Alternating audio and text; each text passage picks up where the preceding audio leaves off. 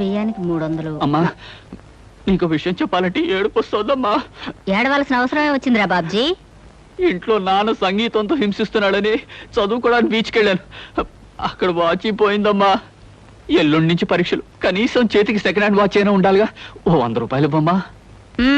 ఈసారైనా తగలేసుకోకుండా వాచి కొనుక్కో. అలాగే. ఇదిగో 100. అయినా వాచి బారేసుకోవడం ఏమిట్రా పిచ్చి విధవ.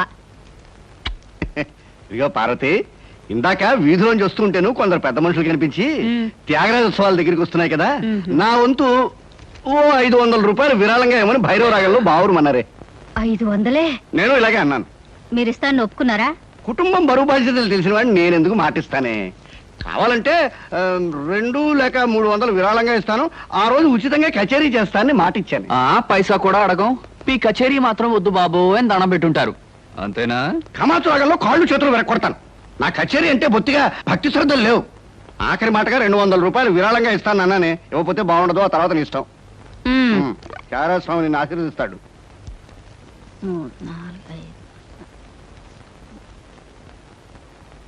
అమ్మగారు పాలకు డబ్బులండి. అమ్మగారు పచారీ సామాన్ డబ్బులండి. అమ్మగారు జీతం అండి. అమ్మగారు పాలకు డబ్బులండి. అమ్మగారు పచారీ సామాన్ డబ్బులండి.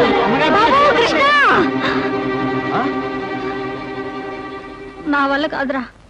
అమ్మా, డబ్బు సంపాదించడం ఎంత కష్టమో ఖర్చు పెట్టడం కూడా అంతే కష్టం అమ్మా. ఖర్చు పెట్టే విషయంలో మనసుని మమతని కాస్త కట్టేసుకోవాలి. రే బాబ్జీ, బాబ్జీ, ఏంటనయ్యా? నీకు 100 రూపాయలు ఎందురా? వాచ్ బీచ్. వాచి బీచ్ కొట్టానంటే దవడ వాచి బీచ్ లో గోచితో పరిగెడతావు రాస్కెల్. ఇదేంట్రా? అరే ఇది ఎక్కడ దొరికిందన్నయ్యా? చమల్లాల్ కొట్లో నువ్వు తాకట్టు పెట్టిన చోట దొరికిందిరా. 75 రూపాయలు ఇచ్చి విడిపించి తీసుకొచ్చాను. ఆ 100 రూపాయలు ఇట్టించి వాచ్ తీసుకో. చూడు, ఎక్కువ భయం నటించక. మొహం మీద కొట్టానంటే భూపాల్ రాగంలో భారీ ఎత్తున ఎడుస్తావు. సినిమా హాల్లో తెరల మీద పువ్వులు చల్లడానికి, చిల్లర చల్లడానికి వాచీలు తాకట్టు పెట్టుకుంటారా? అడ్డగాడిదాని. వాడు అడ్డగాడిదైతే మరి నీ సంగతి విన్నానా? నా సంగతి వేర్రా. ఏమిటి, త్యాగరాజోత్సవాలు జరిగి నెల కూడా కాలేదు, మళ్ళీ త్యాగరాజోత్సవాలు ఎక్కడి నుంచి వచ్చానన్నా? అవి త్యాగరాజోత్సవాలు కాదురా, సంగీతం నీకు తెలీదు. అవి రాగరాజోత్సవాలు. మాయ రాగరాజోత్సవాలు. సరే, పేకాట ఆడడానికి ఇంట్లో అబద్ధం చెప్పి డబ్బు తీసుకోవడానికి సిగ్గుపడాలన్నా? అరే నువ్వు చెప్పుడు మాటలు చెడిపోతున్నావురా. నేను ప్యాకెట్ ఆడుతున్నాను ఎవరు చెప్పారా నీకు? ఎవరు చెప్పారా? ఎవరు చెప్పారు? చెప్తా, చెప్పు. పిచ్చివాడు. ఆ మూట ఏమిట్రా? ఈ మహానుభావుడు పేకాట్లో ఓడిపోయి బట్టలన్నీ తాకట్టు పెడితే విడిపించి తీసుకొచ్చాను. అవ్వా, ఓహో, అందుక ఇందాక పేపర్ అడ్డం పెట్టుకుని గదిలో పరిగెడుతున్నారు. ఏమండి? మొగుడు ఏమైనా అంటే కళ్ళు పోతాయే. ఇక నేను చెప్పాల్సింది ఏమీ లేదురా. ఇదిగో 200 రూపాయలు. 100 రూపాయలు ఇవ్వరా. పితృభక్తి లేదు. రావయ్యారా, అద్దె డబ్బులు తీసుకొచ్చావా? ఆ పని మీద వచ్చానండి. కానీ టిఫిన్లు పెడుతూ ప్రొఫైల్లో నుంచున్న మిమ్మల్ని చూస్తుంటే అదేదో సినిమాలో రేఖలా అనిపించి అక్కడే నిలబడిపోయానండి. కొంచెం ఇటు తిరుగుతారా? అరే రే, కొద్దిగా అటు తిరుగుతారా? అయ్యో, నువ్వు మరీ చెబుతావయ్యా. నేను రేఖలాగా ఉండడం ఏమిటి?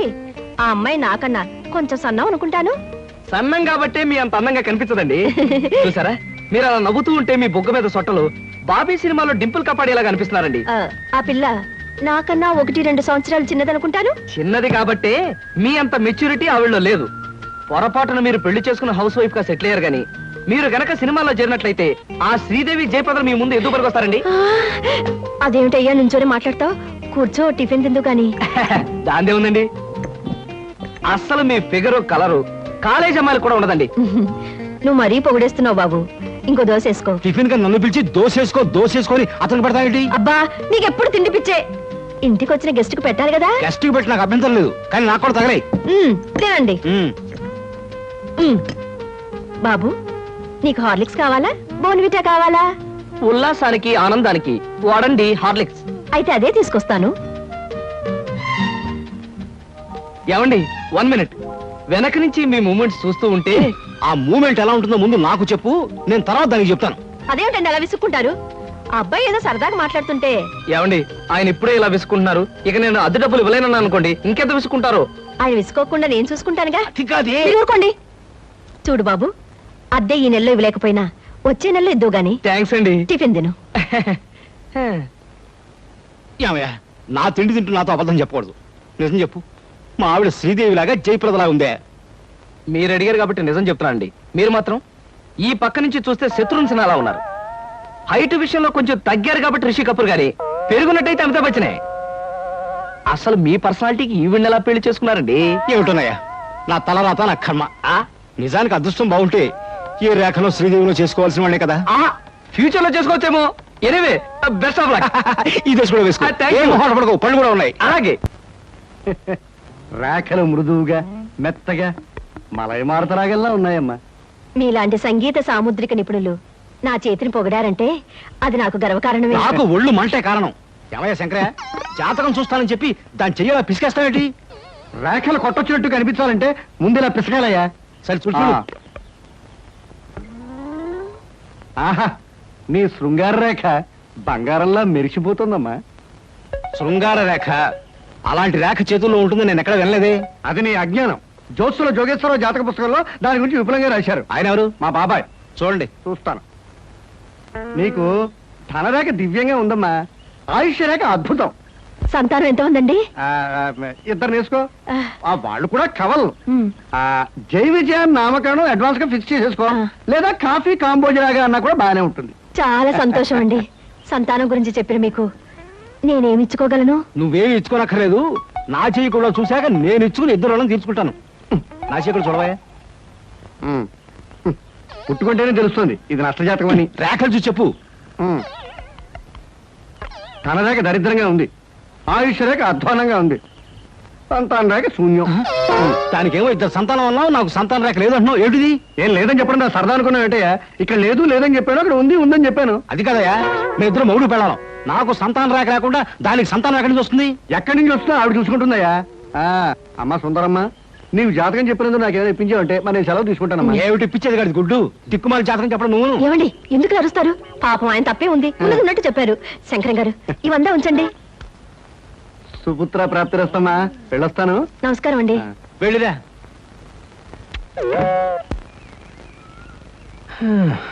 అద్దె సుట్టు బాగానే ఉంది.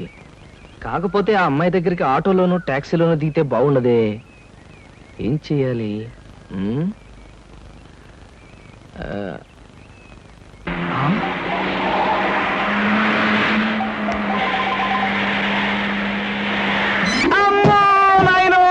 బాబోయ్, ఖరీదైన కారుతో చంపాను.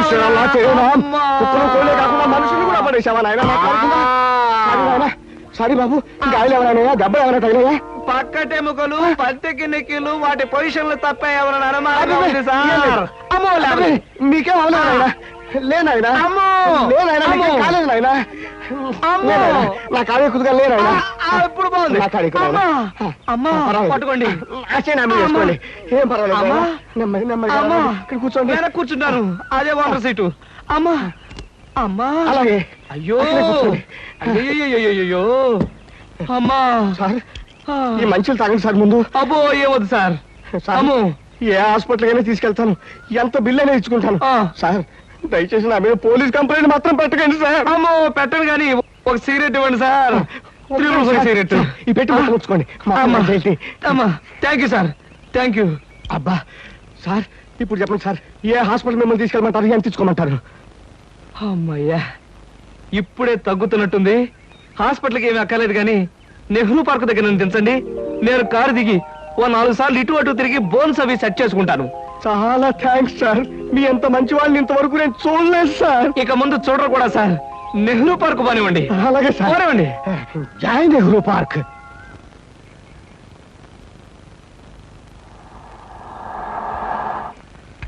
ఇదే సార్ నెహ్రూ పార్క్. సార్ ఇదిగా సార్. అబ్బేం తేలేదు, చెక్ ఏమైనా?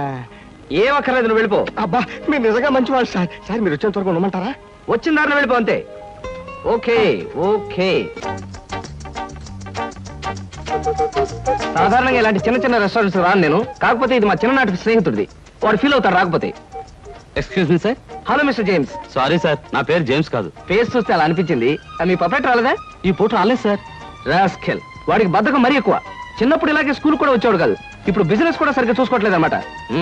It's all right. Me order ఏమిటి సార్? ఇలాంటి సాధారణమైన ఇండియన్ స్టాఫ్ అంటే నాకు ఇష్టం ఉండదు. ఓ స్పెషల్ టీ తెచ్చి Okay, పెట్టు sir. What about you you order something? మీరు టీ తీసుకునేవాళ్ళు నేను మాత్రం తిండిపోతాను అనుకుంటున్నారా? నాకేం అక్కర్లేదు, టీ ఆర్డర్ చేయండి. అమ్మయ్యా బ్రతికానరా దేవుడా, అసలే డబ్బులు తక్కువగా ఉన్నాయనుకుంటున్నాను. నీకేం కావాలి బుజ్జి? చిన్నపిల్లలు ఏం తింటారు, అతను కూడా టీ చేద్దాం 3 టీ. నో అంకుల్, నేను బాగా తింటాను. హోటల్లో కనపడిందల్లా తింటే ఆరోగ్యం పాడైపోతుంది. పాడైతే డాక్టర్లు ఉన్నారుగా, నేను తినడం తింటాను. ఫోన్లేండి, తనకేం కావాలో ఆర్డర్ చేయండి. ఓకే. ఆర్డర్ చేయ బుజ్జి. చికెన్ ఫ్రై, ఆ. మటన్ ఫ్రై, ఆ. తందూరి చికెన్, సరే. చైనీస్ నూడిల్స్, ఇంకా? జింజర్ ప్రాన్స్, ఇంకా? చికెన్ రోస్ట్, ఇంకా? అన్ని తింటా. ఊరికే తమాషా కట్టున్నాడు, తమాషా. కాదండి, వీళ్ళింట్లో ఇతనే కొద్దిగా heavy weight. What man sir, అవన్నీ మీ హోటల్లో లేవనుకుంటాను. ఉన్నాయి సార్, అన్నీ ఉన్నాయి సార్. ఇంకా ఏం కావాలి బాబు? మీ హోటల్లో ఉన్నవన్నీ వాడికే పెడితే మిగతా కస్టమర్స్ అందరికి ఏం చేస్తావు? చెప్పిన మట్టు పట్టరా వెళ్ళు. అంకుల్ అంకుల్, అన్ని తినేసి ఫుడ్డింగ్ తిని చివరిలో ఐస్ క్రీమ్ కూడా తింటా. స్పూన్లు, ప్లేట్లు, టేబుల్స్ తినవా? ఆరగో, లేకపోతే అవి కూడా తింటా. కుర్రాడు భలే జోక్ చేస్తాడు. జోకులంటే గుర్తొచ్చింది, కేకులు కూడా తింటా. ఇంకేమన్నా అంటే ఇంకేం తింటానంటాడు. నువ్వు వెళ్ళవయ్యో. తెలివిగా టీతో మేనేజ్ చేద్దాం అనుకుంటే వీడొకడు నా ప్రాణానికి. వీడికే బిల్లు 200 అయ్యేటట్టుంది నా కర్మ. ఏమిటి కృష్ణ గారు ఆ? అలా ఆలోచిస్తున్నారు? అబే ఏం లేదు, ఒలింపిక్స్ లో తినడంలో పోటీ ఉంటే బెస్ట్ తిండిపోతే అవార్డు ఈ తిండిపోతే వస్తుంది. కమన్ బుజ్జి. అరే పడ్డావా? దెబ్బ తగిలిందా? అబ్బే, మనం బీచ్కి వెళ్ళి మిరపకాయ బజ్జీలు వేరుసరికాయలు తిందామా? వద్దమ్మా, అంకుల్ అర్జెంట్ పని ఉందట, వెళ్ళాలి. అంతేకాదు, ఇంకా నువ్వు పచ్చిమిరపకాయ బజ్జీలు అవి తిన్నావనుకో పొట్ట ఆటం బాంబులాగా డామ్ అని పేరుపోతుంది. అవును, మీ కార్ ఇది? అది చాలా పెద్ద కారు కదా, ఇక్కడ పెట్టడానికి ప్లేస్ చాలదని పక్కన షాపింగ్ సెంటర్ లో పెట్టొచ్చాను. ఓహో. ఇంతకీ మీ ఇద్దరు ఎలా వెళ్తారు? మా డాడీ వచ్చి మమ్మల్ని పికప్ చేసుకుంటాన్నారు, మీరు వెళ్ళండి. ఓకే. ఎందుకంటే మన అంకుల్ తో పెద్ద కారు వెళ్తాం. నిన్ను చంపినా పాపం లేదు, పుణ్యం తప్ప. సిసలైన నేతితో తయారు చేయబడిన స్వీట్లు సార్. ఓహో, మరేం లేదయ్యా, రేపు పెద్ద పార్టీ ఉంది, దానికి ఆర్డర్ ఇద్దామని. ఏ షాప్ అయితే బెటర్ గా ఉంటుందా అని ఆలోచిస్తున్నాను. తినచూడండి సార్, మీకే తెలుస్తుంది. ఒరేయ్, ఒక స్వీట్ పెద్ద ఆర్డర్లకి కమిషన్ కూడా ఇస్తామండి. ఓహో, బ్రహ్మాండంగా ఉంది. ఇదిగో, నీకు ధనలక్ష్మి ఏజెన్సీస్ తెలుసా? ధనలక్ష్మి తెలుసండి. తెలుసా? పక్క వీధిలో, పక్క వీధిలో బస్ స్టాండ్ పక్కనే, బస్ స్టాండ్ పక్కన 10వ నెంబర్ ఇల్లే కదండి. కరెక్ట్ అయ్యా బాబు. అమ్మయ్యా. ఇదిగో, అక్కడ రేపు పార్టీ. ఆహా. కుర్రాడికి అడ్వాన్స్ ఇచ్చి పంపిస్తాను. ఆ. 10 కేజీలు స్వీట్ బ్రహ్మాండంగా ఉండాలి. 10 కేజీలు. ఓ మైసూర్ పాకు. మైసూర్ పాకు ఏంటి సార్, పాలకోవా కూడా తీసుకోండి. Thank you. స్వీట్ మాత్రం బ్రహ్మాండంగా ఉండాలి. చాలా బాగుండాలి. బాగా చేద్దాం. ఏమండి అడ్వాన్స్? ముక్క పీకడానికెందుకురా తొందర, ఎదర పేకంత చిందర వందర. ఇదిగో, దొంగ కోళ్ళ నా ముక్కలు చూస్తే నేను ఒప్పుకోను. అయినా మీ చేతిలో ముక్కలు పెట్టుకుని నా చేతిలో ముక్కలు చూస్తారేంటి? నా ముక్కలు ఎప్పుడైనా చూసుకోవచ్చు కదరా, ముందు నీ ముక్కలు చూస్తే ఒక పని అయిపోతుంది కదా. ఆహా.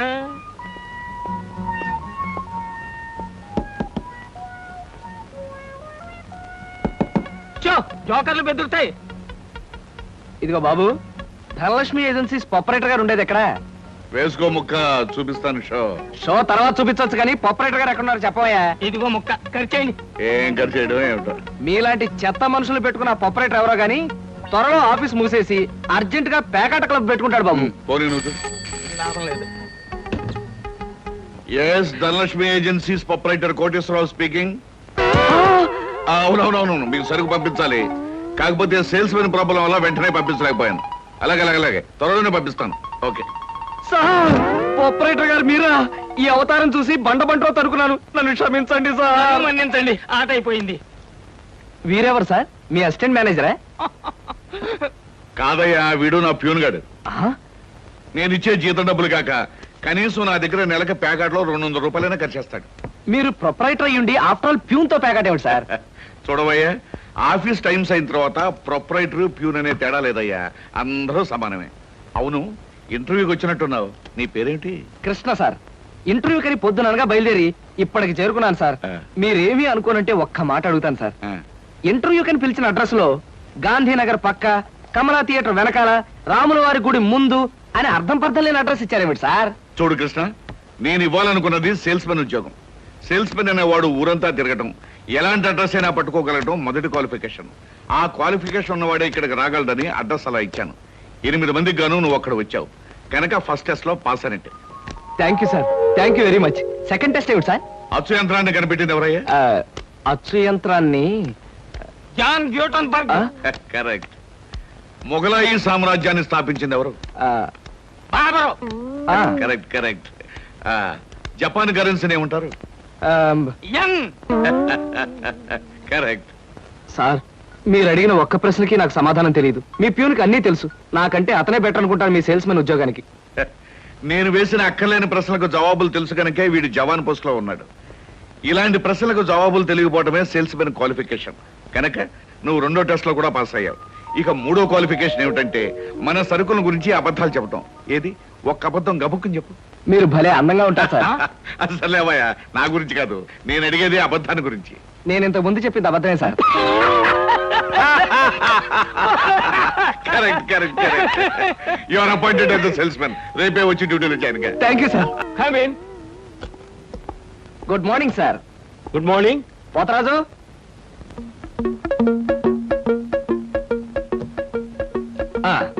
మీరు కొత్తగా పెట్టిన ఈ సూపర్ మార్కెట్ చూస్తుంటే నా మతి పోతుంది సార్.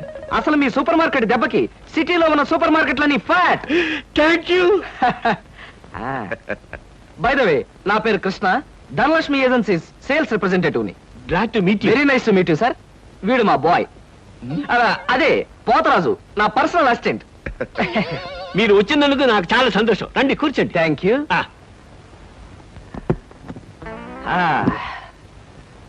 పోతరాజు, బాయ్స్ కూర్చోకూడదు కదా. అలాగే నిలబడతానులేండి.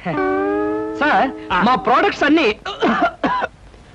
కొంచెం మంచినీళ్ళు ఇప్పిస్తారా? బాయ్ బయటికి వెళ్ళాడు. ఒరేయ్, నన్ను ఊరే అంటావా? పోతరాజు, బాయ్స్ ని అరే ఒరే అనక అయ్యా ఏవండి అనరు కదా. అవునవును, నేను బాయ్ని కదా. జగ్గులో వాటర్ ఉంది, అయ్యగారు తెచ్చి. నేను నీళ్ళు తీసుకొచ్చే వాళ్ళ, లేకపోతే నేను తీసుకురావాలా? కదా పోతరాజు, ఇప్పుడు నువ్వు బాయ్ కదా. అవును, నేను బాయ్ని కదా. మీ బాయ్ ఏంటి జోకర్ లాగా ఉన్నాడు? కొత్తగా చేరాడు, మొద్దు స్వరూపం, మీరేమనుకోకండి. ఆహా, మిమ్మల్నే సార్. ఓహో, ఏమిటయ్యా? ఒక్కసారి కళ్ళజోడు తీయండి సార్. ఆ, అరే రే రే, ఏమిటయ్యా? Face reading sir. ఫేస్ రీడింగా? మొహాన్ని పట్టి అవతల మనిషి యొక్క మంచి చెడు చెప్పడం. దాన్ని నేను 6 సంవత్సరాల పాటు అలహాబాద్ లో ఐజిన్ ఓవర్ అనే ఆస్ట్రేలియన్ దొర దగ్గర ట్రైనింగ్ పొందా. మీరెప్పుడు ట్రైనింగ్ పొందారు? ఈ దిక్కుమాల ఉద్యోగంలో చేరక ముందు. నువ్వు కాస్త నోరు మూసుకుని నిలబడు. ఒరేయ్, ఆ ఫ్లాస్క్ లో కాఫీ ఉంది, పట్టుకురా. నేను కాఫీ తీసుకురా. ఏంటి దొరలాగా మాట్లాడతాడు? ఒకప్పుడు బాగా బతికిన వెదవాలండి. నేను వెతవనా? నువ్వు బాయ్ కదా, వెళ్ళి కాఫీ పట్టరా. సార్, మీ ఫేస్ చూస్తుంటే చక్కటి భార్య, చుక్కల్లాంటి పిల్లలు, లక్షల ఆస్తి ఉన్నట్టు కొట్టొచ్చినట్టుగా కనిపిస్తోందండి. ఇక ఫ్యూచర్ లో మీకు గొప్ప చేంజ్ రాబోతుంది. గొప్ప చేంజ్? అది ఏంటయ్యా? ఆడరేఖ, ఆస్తి రేఖ వరుసగా మీ రేఖలు కలవబోతున్నాయి. నిజంగా? అందులో ఆశ్చర్యపోవాల్సిందే ఉందండి. మీ అందం, మీ పర్సనాలిటీకి ఏ ఆడదైనా ఇట్టే పడిపోతుంది. సిగ్గుపడకండి. కాకపోతే ఎంత తొందరలో పడబోతుందనే విషయం చెప్పాలంటే కొంచెం స్టడీ చేయాలి. ప్రస్తుతం నాకు టైం లేదు. మా సరుకు ఆర్డర్ తీసుకోవాలి కదండి, ఏదో పొట్టకుట్టు కోసం. పద పోతరాజు. మీ సరికి నేను ఆర్డర్ ఇస్తాను. ఏదో డీప్ గా స్టడీ చేయాలని చెప్పారే, చేయండి. కూర్చుని కూర్చుని. ముందా ఆర్డర్ సంగతి ఏదో మనం తేల్చేస్తే ఆ తర్వాత మీ ఫేస్ రీడింగ్ గురించి నేను తేల్చేస్తాను. ఆర్డర్ తీసుకోండి. ఇంకా ఏం కావాలి? ఓ ఫ్రూట్ సాలెడ్. ఫ్రూట్ సాలెడ్ వద్దులే, నేనే వెళ్ళి తీసుకొస్తాను. థ్యాంక్స్ రా.